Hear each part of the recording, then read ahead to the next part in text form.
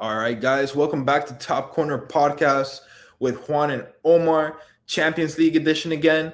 This time we saw PSG versus Bayern Munich, AC Milan versus Spurs. Omar and I ended up both being wrong about these games. I mean, they ended up being kind of mid, in my opinion. Yeah, it's unfortunate. Sometimes it happens. I guess especially with time that these teams are still kind of recovering from the World Cup. It was only 2 months ago, and especially both teams were pretty injured. All four teams have pretty had some injuries from here and there. So we'll get into it. So it was pretty mid games, like you said. We had some topics to talk about from each team. So we'll probably go straight into Bayern versus PSG. And I only watched the first 20 minutes of this game, and then I was really focused on the AC Milan Spurs game. So tell me how you feel about this first leg matchup. So it was a Bayern Munich win, and the better team won. From the start, Bayern Munich was all up on PSG's grill, and the entire first half, it was like PSG couldn't get out of their own half unless it was like an individual play by Messi or Neymar. But even that ended up getting cut short. It ended up being it would be like nice highlights that you would probably see on Twitter, but it didn't add up to anything. And that was pretty much the first half. Going into the second half, PSG had only shot one time.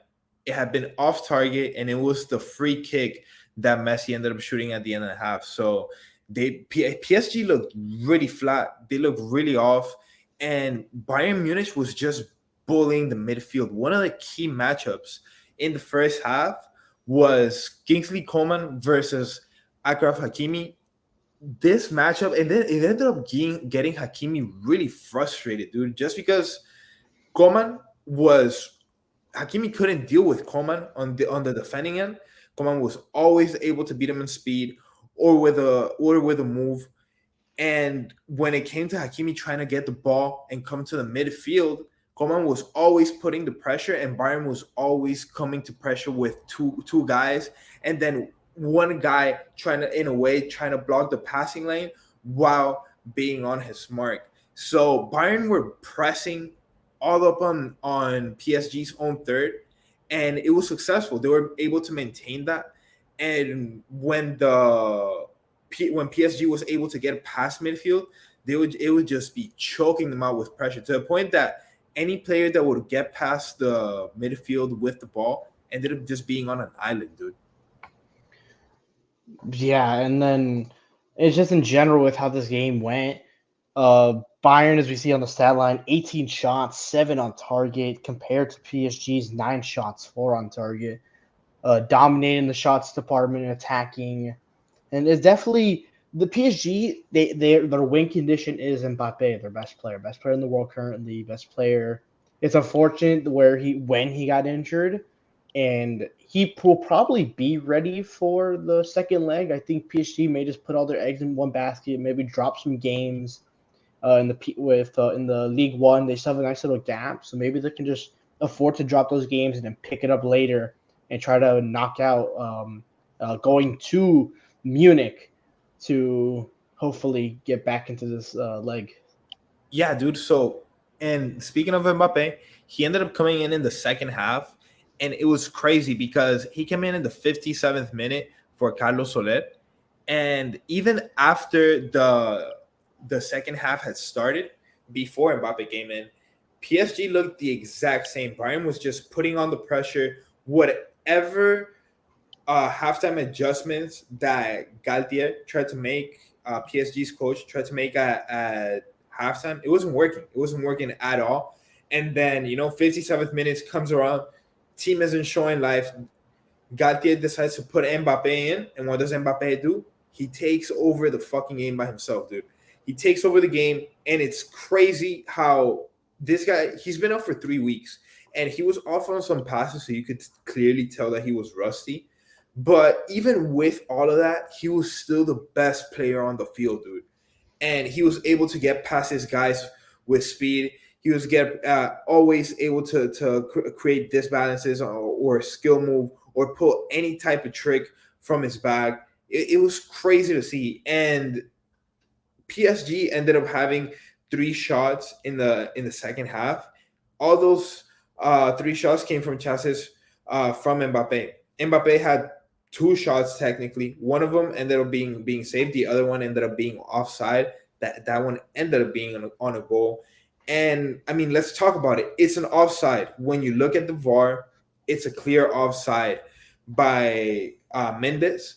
But dude, when you're looking at the VAR, it's like a sock and the first half of the guy's toe. Like obviously when they put the bar, it's like, oh, his body part is clearly there. But it's just like if this was 5 years ago, they would probably like that would have counted as a goal. And it was a beautiful goal because Mendes gets down with speed, he gets the cross through in, and Mbappe finds it, and he gets a wide open goal and it gets taken away.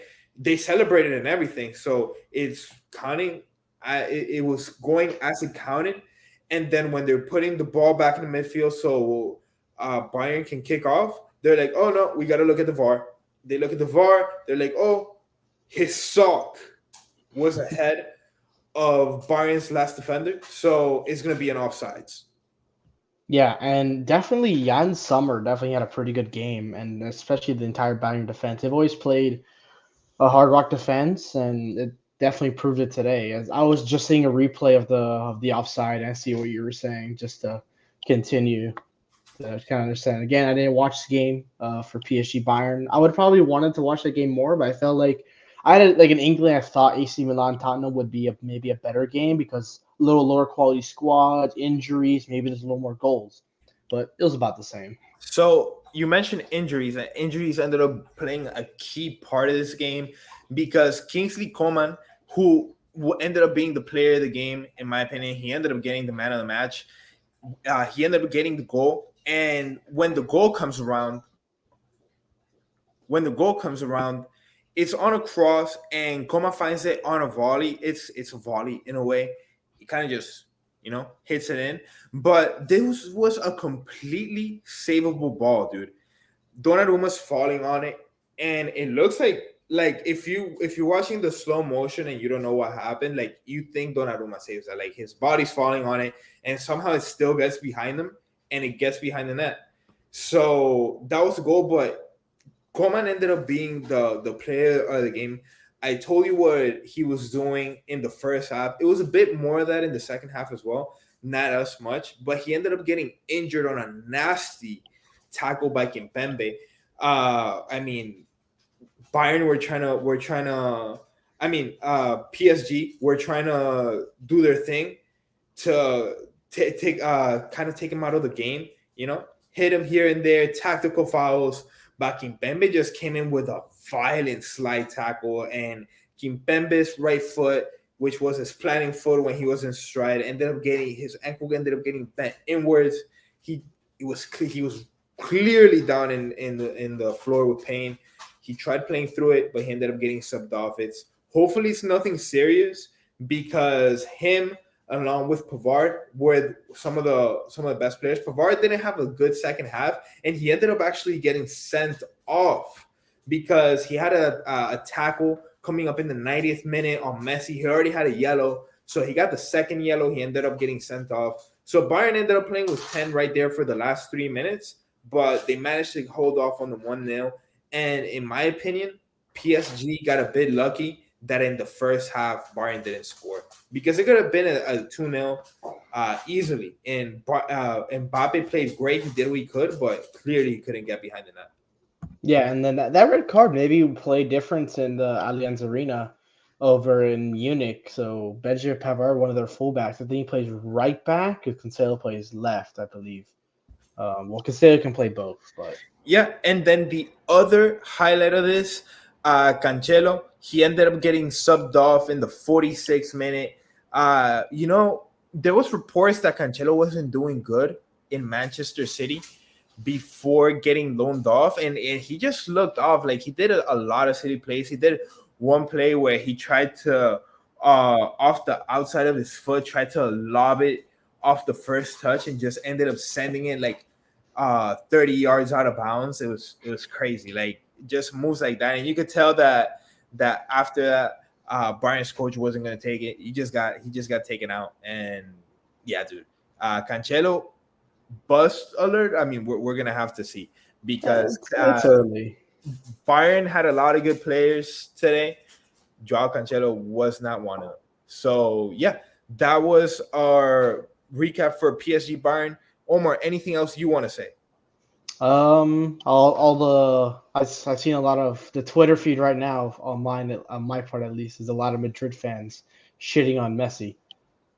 I And mean, yeah, I I mean, understand. I Messi had two understand he chances. didn't. He had two chances. I understand he probably didn't have a good game. I saw some of some of the memes though that well, there was a part where he got tackled and he was on the ground. He's like staring up at the Bayern defender. I thought it looks pretty funny. It's a pretty funny picture to see, but not everyone could be perfect in every game. That's all I just want to say. Not Man, everyone everybody's is. Mr. Champions League. Oh, he's playing in the like bottom 10 And league right nobody now can in the still world. touch his records. That's crazy. Oh I mean, yeah, he's still gonna be. His scoring records probably won't be touched for a while unless Mbappe just stays on the field, and Haaland will maybe have more success in other parts of his career. But we'll it's gonna see. be, if someone would ever touch his records, it's gonna be a grind for it because that man was different. Prime Ronaldo, CR7 was diferente, bro. I love that. I love actually watching him. Like people you can hate. I have a Ronaldo Real Madrid jersey in my closet because I'm still a fan of him. I don't care how much I. It's the only people I hate from him is the fans. The fans are a little bit toxic. Well, both of us are, I guess. But What time does Barcelona play?